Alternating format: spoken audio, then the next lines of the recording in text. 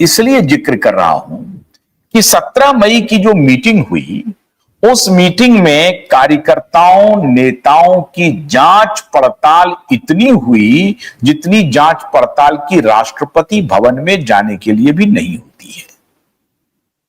अब अपनी पार्टी के नेता से उनके कार्यकर्ता, उनके जो छोटे नेता हैं, वो मिलने अगर जाएंगे तो उनको सिक्योरिटी की इतनी कड़ी चेकअप से गुजरना पड़ेगा कि उनको नानी याद आ गई। उन्होंने कहा कि तौबा तौबा, मैं ऐसे नेता से मिलने को 10 बार ना जाऊं अगर इस प्रकार से वो मुझे ह्यूमिलिएट करेंगे।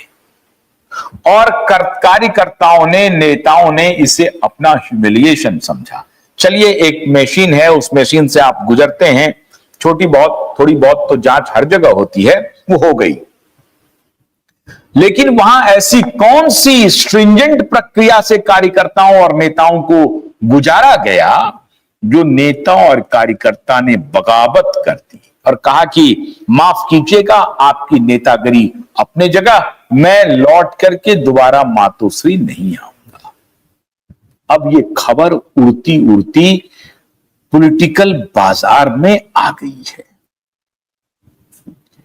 कि इस मीटिंग में जो कार्यकर्ता और नेता गए दोनों बाप बेटे से मिलने के लिए, तो उनको जिस तरह का ह्यूमिलिएशन मिला है उससे कार्यकर्ताओं और नेताओं के बीच में भारी आक्रोश है।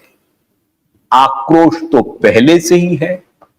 उस आक्रोश को दबाने के लिए जमींदार और ये जो मुगलिया सल्तनत नया इन्होंने बनाया है, उस सल्तनत के जहांपनाह को लगा कि साहब, हम अपने बगावत को तलवार की धार पर रोक देंगे। और इसलिए यह मीटिंग बुलाई गई थी कि कल अगर आदित्य ठाकरे की गिरफ्तारी होगी तो आप सबको क्या क्या करना है। ऐसा भी हो सकता है कि मेरी भी गिरफ्तारी होगी तो आपको क्या करना है। यह बताने के लिए, यह समझाने के लिए कि मीटिंग रखी गई थी। अब यह और बात है कि सामने में कहने के लिए कुछ और था, कुछ और कहा गया था कि नहीं, मीटिंग तो कार्यकर्ताओं और नेताओं के साथ शिवसेना उद्धव गुट की मीटिंग थी। मामला यह नहीं था। मामला यह था कि अब तो 18 जून के पहले मुंबई पुलिस को कुछ ना कुछ एक्शन लेना है और उस एक्शन में नेम्ड एफआईआर हमें दर्ज करनी ही पड़ेगी। और अगर दर्ज हुई तो पुलिस हमारे पास पहुंचेगी और इसके ग्रीन सिग्नल केंद्रीय गृह मंत्रालय से महाराष्ट्र की सरकार को मिल चुका है कि गिरफ्तार करने की जब नौबत आएगी, डंके की चोट पर गिरफ्तारी होगी, चाहे आर्मी के टुकड़ी को वहां लगाना पड़े। यह जानकारी पिता पुत्र को मिल चुकी है। तो पिता पुत्र अब अपना रास्ता तलाश रहे हैं, अपना रास्ता कि वो उससे कैसे बचा जाए, हम कितने टेयर की सिक्योरिटी तैयार करें। और इसीलिए इन्होंने सिक्योरिटी चेकअप का ये नया नाटक शुरू कर दिया है मातोश्री पे। पहले मातोश्री का दरबार सबके लिए खुला होता था, जो कोई भी चाहे मातोश्री जा सकता है, खुलेआम जब कभी भी चाहे बाला साहब ठाकरे से मिल सकता है। पहले ये परंपरा थी मित्रों। उस परंपरा को उद्धव ठाकरे और आदित्य ठाकरे ने मिट्टी में मिला दिया। अब जहां दरवाजा पूरी तरह से खुला हो अपने नेता से मिलने के लिए, वहां दरवाजा न सिर्फ बंद किया गया बल्कि दरवाजा खोलने के लिए कई दरवाजे लगा दिए, बना दिए। एक दरवाजा से निकलेंगे तो दूसरा, दूसरे से निकलेंगे तीसरा, तीसरे से फिर चेकिंग होगी। चेक होने के बाद आपका मोबाइल बाहर में रख लिया जाएगा, आपके जूते खुलवाए जाएंगे, आपके बदन पर वो डिटेक्टर लगाया जाएगा, मेटल डिटेक्टर टेस्ट से आपको गुजरना पड़ेगा और इस तरह से आप अपने नेता के पास जा सकते हैं। तो यह तैयारी बाप बेटे ने अपनी तरफ से पूरी कर ली। लेकिन इसका नतीजा क्या निकला?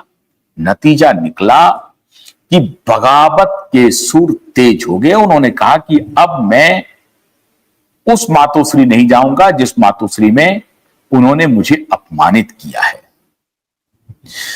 असल में शिवसेना उद्धव में बहुत सारे मीर जाफर हैं।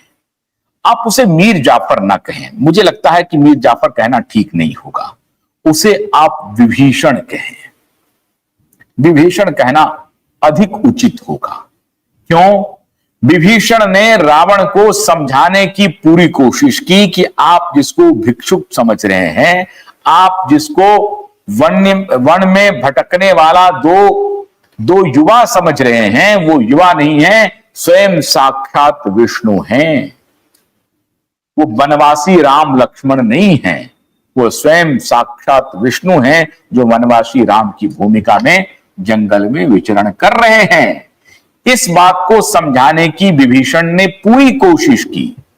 सबने समझाया, मंदोदरी ने समझाया, रावण के ससुर ने समझाया, आखिरी जो समझाइश थी विभीषण के बाद, जब विभीषण चले आते हैं इधर, तो आखिरी समझाइश जो दी गई थी वो पुत्र मेघनाद के द्वारा दी गई थी। लेकिन पुत्र मेघनाद को भी रावण ने कहा कि तुम कायर हो गए हो और वनवासी राम के माया जाल में फंस गए हो। अगर तुम युद्ध से भागना चाहते हो भाग जाओ, रावण अकेला ही युद्ध लड़ेगा। ये सुन करके माननीय मेघनाद जी पिता के आज्ञाकारी पुत्र थे, उन्होंने कहा कि पिताश्री, अब मेरा वध राम के ही हाथों निश्चित है, लक्ष्मण के ही हाथों निश्चित है, तो मैं वध को प्रस्थान करता हूं, युद्ध को प्रस्थान करता हूं। तो वो विभीषण कहें, उनके पार्टी के कार्यकर्ताओं को मीर जाफर ना कहें। वो धोखेबाज नहीं है, वो आज भी उनके साथ हैं, लेकिन रावण को समझा रहे हैं कि जो कृत्य आपने किया है उस कृत्य का प्रतिफल तो आपको भुगतना ही पड़ेगा। आपने वो कृत्य किया कि भारतीय जनता पार्टी के साथ 30-32 वर्ष पुरानी दोस्ती, अपने पिता के जमाने की दोस्ती को आपने तार तार करके ऐसे संगठन के साथ हाथ मिलाया सिर्फ कुर्सी पाने के लिए, जो संगठन आपकी विचारधारा के बिल्कुल विपरीत था। यही बात समझाने की कोशिश कर रहे हैं कार्यकर्ता और नेता, लेकिन नए दौर के रावण को यह बात समझ में नहीं आ रही है। मैं रावण क्यों कह रहा हूं? जब पालघर के साधुओं पर हमला किया गया तो उस दृश्य को पूरी दुनिया देख करके रावण की क्रूरता से भी 2 कदम आगे कहेगा।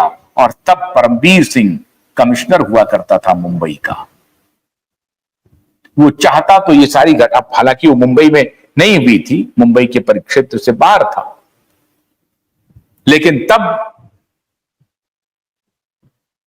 ऐसे ऐसे पुलिस अधिकारियों को, ऐसे ऐसे पुलिस ऑफिसर को अपना शागिर्द बनाया था जो हफ्ता वसूली, गुंडागर्दी, रास्ते से हटाओ, मर्डर करो, उसमें ये लिप्त थे। तो रावण से भी अधिक आगे हैं ये पिता पुत्र।